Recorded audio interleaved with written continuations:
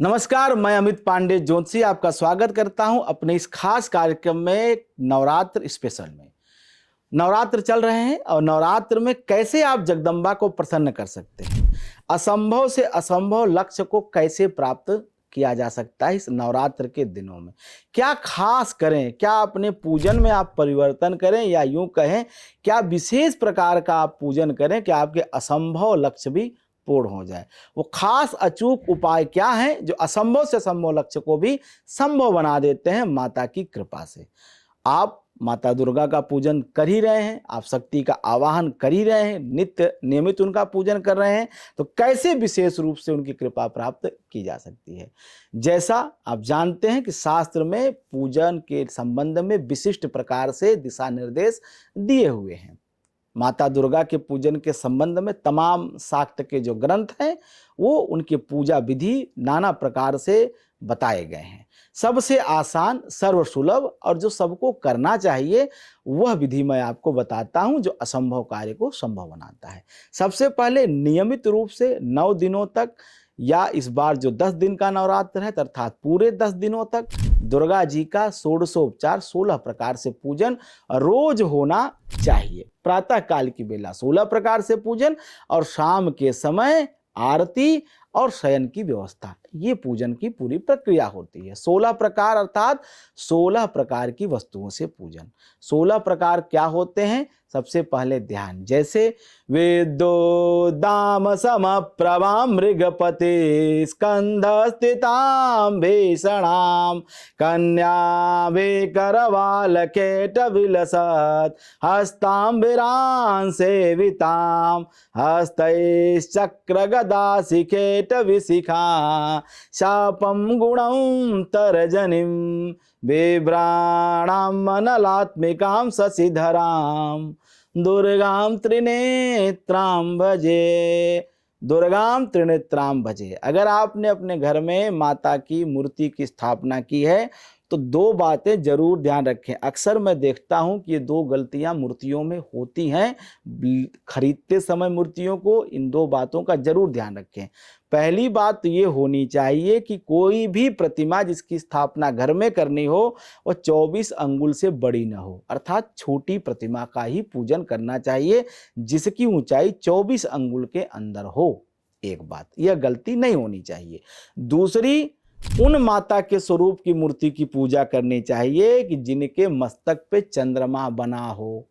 बिना चंद्रमा के माता दुर्गा की जो मूर्ति होती है वह विग्रह पूर्ण नहीं माना जाता है। शशिधराम दुर्गाम त्रिनेत्राम भजे। शशिधराम, जिनके शीश पे शशि अर्थात चंद्रमा विराजमान है, यह माता दुर्गा का सम्यक रूप से ध्यान है। तो ऐसी मूर्ति का पूजन करें तो सबसे पहले षोडशोपचार पूजन में दुर्गा का ध्यान ठीक प्रकार से करें, उनके स्वरूप का मनन करें, चिंतन करें और ऐसे करें कि आपके हृदय में वो उदित हो जाए, उनकी प्रतिमा आपके हृदय में दिखाई देने लगे। ऐसा ध्यान करें, इतना मन को एकाकार करके भगवती का ध्यान करें दुर्गा का। उसके बाद उनको पाद्य, अर्घ, आचमनी अर्थात 3 आचमनी जल दीजिए। फिर बारी आती है स्नान की। स्नान कराइए जल से, पंचामृत से, दूध से, दही से, घी से, शहद से। इसके पश्चात शुद्धोदक जल से। फिर उनको क्या करना है? वस्त्र और उपवस्त्र।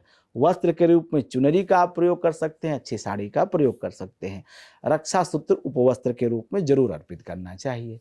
ये षोडशोपचार पूजन का क्रम है। अब बारी आती है चंदन की, रोली की, अक्षत अर्थात चावल की। फिर बारी आती है पुष्प माला की। पुष्पहार हो सके तो अपराजिता के फूल अगर प्राप्त हो तो जरूर माता को अर्पित करें। इसके साथ साथ पुष्प माला के साथ दुर्वा, दुर्वा बहुत प्रिय है माता को, और बिल्वपत्र, यह जरूर अर्पित करना चाहिए। अब बारी आती है सिंदूर की।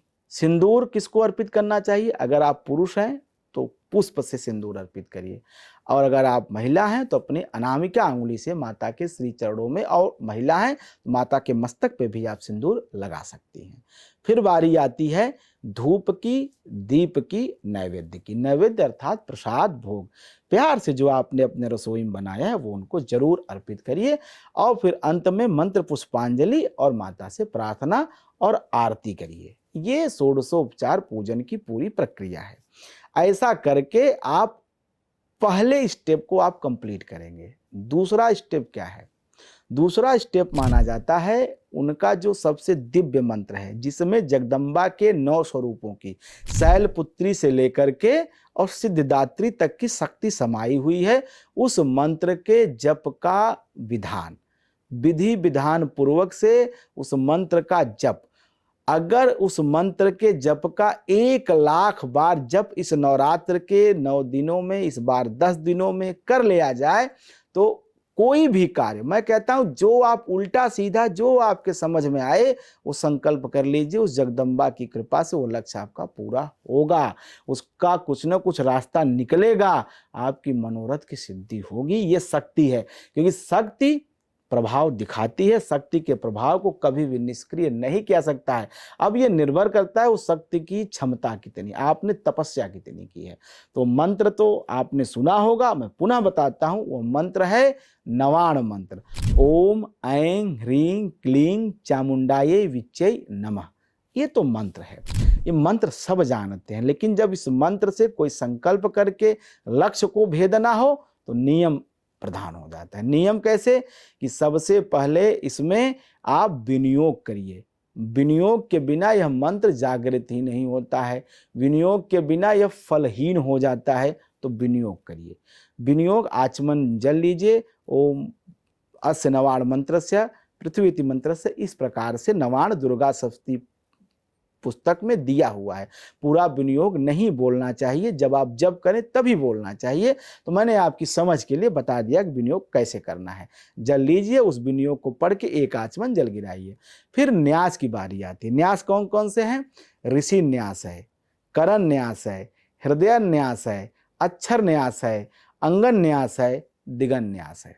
ये न्यास हैं। ये सारे न्यास दुर्गा सप्तशती पुस्तक में दिए हुए हैं। आपको सिर्फ उसको पढ़ना है और जो उसमें इंस्ट्रक्शन दिए हुए हैं उसको फॉलो करना है। गीता प्रेस की पुस्तक आप ले लीजिए दुर्गा सप्तशती की, उसमें नवाण की विधि भी दी हुई है। और ये जो न्यास मैंने बताए 5 प्रकार से, ये चाहे ऋषि न्यास है, चाहे करण न्यास है, चाहे हृदय न्यास है, चाहे अक्षर न्यास है, चाहे दिगन न्यास है, ये सब उसमें दिया हुआ है। और ये न्यास बहुत जरूरी है। ये न्यास आपको समझाएंगे कि जो ये 9 अक्षर है उनका महत्व क्या है, ये आपके शरीर पे कैसे काम करते हैं, ये आपके जीवन में इनका प्रभाव क्या है और कैसे आपकी मदद करेंगे जब ये जब पूर्ण हो जाएंगे। ये उसमें दिया हुआ है। जब आप करेंगे तो आपको आंतरिक शक्ति, आपकी अनुभूति प्रदान करेगी। ये इसका अपना खुद का ये बनाया हुआ उसकी शक्ति है, माता की कृपा है ऐसी कि इस जप को करने वाला व्यक्ति स्वयं अनुभूत करता है। मेरे बताने या कहने से आपको समझ नहीं आएगा, मैं क्रिया बता रहा हूं, करके आपको अनुभूत होगा। इसके बाद जब आप न्यास कर लिए, फिर आप जगदम्बा का ध्यान करिए। ध्यान किसका करना है? पहला श्लोक, खड्गं चक्रदेश चाप परिघान शूलम भुसुंडीन सुरम शंखम संधतिम करैस नयनाम सर्वांग भूषावृताम नीला समुद्रति मास्य पाद दशकाम सेवे महाकालिकाम या मस्तौ सुपते हरौ कमल जो हंतुम मधुम कैटभम। ये महाकाली का ध्यान है। दूसरा ध्यान, अक्षरसम परसम गदेश कुलिसम पद्मम धनुष कुंडिकाम दंडम शक्तिमसिम चर्म जलजम घंटासुरा भाजनम सेवे सैरी मर्दनी महालक्ष्मी सरोज स्थिताम। ये जो उनकी दूसरी शक्ति है, ये महालक्ष्मी का। और अंत में जो ध्यान है, घंटासूल हलानि शंखमुसले चक्रम धनुषायकम, ये जो ध्यान है सुंभा दैत्यार मर्दनिम, ये माता सरस्वती का ध्यान है। तो 3 देवियों का ध्यान है। इस ध्यान को करें, फिर अपनी रुद्राक्ष की माला को या चंदन की माला को शुद्ध करें जल से, और फिर उसमें माला का भी ध्यान दिया हुआ है। अक्षमालाधिपतये सुशुद्धिम देव सर्व मंत्र साधे साधे परिकल्पय परिकल्पय में स्वाहा। माला की पूजा करें, उस माला से प्रार्थना करें कि ये माला सिद्ध हो जाए। उसके पश्चात इस माला से नवाण मंत्र का जप करें। करने के पश्चात यह जप माता को समर्पित कर दें। 1,00,000 जप करने के पश्चात आपके सभी मनोरथ सिद्ध होंगे, नवाण मंत्र। लेकिन जैसे मैंने तरीका बताया ऐसे करेंगे तब, अन्यथा उतना प्रभावकारी नहीं होगा। और वैसे प्रभावकारी तो होगा, कहा जाता है घी का लड्डू तो टेढ़ मेढ़ फल करेगा, लेकिन जैसे मैंने बताया है ऐसे अगर आप करेंगे तो जैसे एक तीरंदाज बिल्कुल जो है निशाने पे अपनी तीर को भेजता है, उसी प्रकार से आपका संकल्प जो होगा एकदम 100% वैसे ही जगदम्बा आपको फल प्रदान करेंगी। ये तो बात हो गई पूजन की। अब जप की, मान लीजिए आप जप नहीं कर पा रहे हैं, फिर आपको क्या करना है? फिर आपको करना है दुर्गा चालीसा का पाठ। दुर्गा चालीसा का पाठ आपको 100 पाठ नित्य करना है, अनवरत 10 दिनों तक। यह 10 दिनों तक 1000 पाठ होता है। जब नवरात्र 9 दिन के होते हैं तो 9 दिन 100 पाठ डेली दुर्गा चालीसा या विंध्येश्वरी चालीसा। यह करके अगर आप नियमित व्रत करके संकल्प करके 100 पाठ अगर रोज करते हैं, इससे भी असंभव से असंभव लक्ष्य को पाया जा सकता है। इसमें कोई न्यास की आवश्यकता नहीं, विनियोग की आवश्यकता नहीं है। केवल ध्यान करिए और दुर्गा पाठ शुरू करिए। दुर्गा चालीसा का पाठ, विंध्येश्वरी चालीसा का पाठ 100 पाठ यदि आप रोज करते हैं तो भी असंभव से असंभव लक्ष्य को पाया जा सकता है। दुर्गा चालीसा देखने में आसान लगती है, पढ़ने में आसान लगती है, लेकिन प्रभाव असीमित है, अपरिमेय है। इसको करिए, आपको लाभ जरूर मिलेगा। तीसरा जो सबसे महत्वपूर्ण बात है कि अगर मान लीजिए आप यह भी नहीं कर सकते, आपकी आसन सिद्धि नहीं है, 100 पाठ करने की आप में सामर्थ्य नहीं है, लगातार बैठने की शक्ति नहीं है, तो इससे भी आसान उपाय बताता हूं। तीर्थ में प्रवास। तीर्थ कहाँ? जहां जगदम्बा की शक्तिपीठ है। सबसे बड़ी शक्तिपीठ पूरे भारतवर्ष में जो मैंने शास्त्रों में देवी भागवत में पढ़ा है वह विंध्यवासिनी है। विंध्य क्षेत्रम समम क्षेत्रम नास्ति ब्रह्मांड गोल के।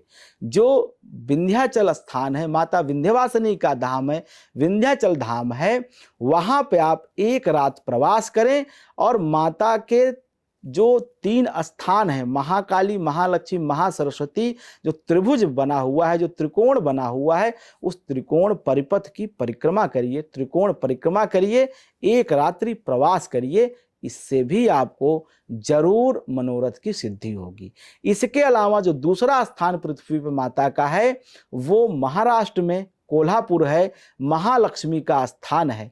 महालक्ष्मी का यह स्थान करवीर निवासिनी है। माता महालक्ष्मी का यह बहुत सिद्ध स्थान माना जाता है।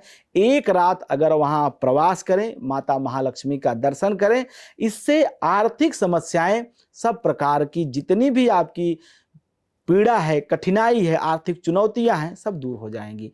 कठिन से कठिन दरिद्र के योग भी कट जाते हैं जो व्यक्ति एक रात करवीर निवासिनी के सानिध्य में प्रवास करता है, अर्थात कोल्हापुर में माता महालक्ष्मी के सन्निकट रहता है, उनके तीर्थ में निवास करता है और अगले दिन मंगला आरती का दर्शन करता है, माता का पूजन करता है। दरिद्रता निवारण का सबसे अच्छा स्थान इस धरती पे माता महालक्ष्मी करवीर निवासिनी का धाम है। अगर यह भी आपके लिए कठिन है, आना जाना भी, तो इससे भी सरल एक उपाय बताता हूं।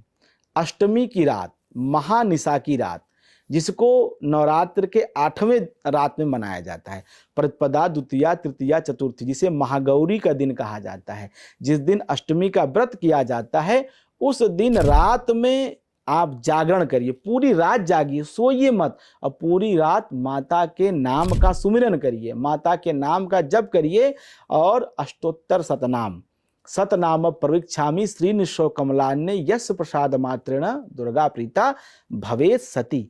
यहाँ से शुरू होता है, माता के 100 नाम हैं। इन 100 नामों का आपको पाठ अनवरत करना चाहिए। अगर 100 पाठ महानिशा की रात में, अष्टमी की रात में, निशा पूजा में अगर कर लिया जाए तो भी असंभव से असंभव कार्यों की सिद्धि हो जाती है। ये बड़े छोटे छोटे बड़े कारगर उपाय मैंने नवरात्र के आपको बताएं।